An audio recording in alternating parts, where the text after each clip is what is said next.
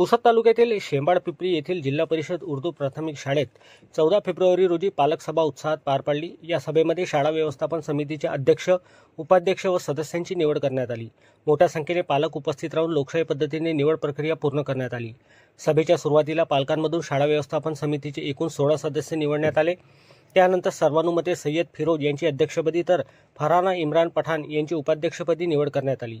समिती सदस्य म्हणून फरहाना पठाण, फाजिल डांगे, सय्यद असलम, समरीन, मोहम्मद मोबिन, अफरोज खान, शबाना परवीन, शेख मतीन, आसमा नाईक, समीना खान, शेख मोबिन, आसमा फारुकी, शेख मुजाहिद, आरेफा शाह, उस्मान डांगे, आसमा डांगे यांची निवड करण्यात आली। या प्रसंगी केंद्र प्रमुख टेकाळे, पोलीस पाटील सौ प्रतिभाताई कांबळे, शिक्षक वर्ग तसेच पालक मोठ्या संख्येने उपस्थित होते।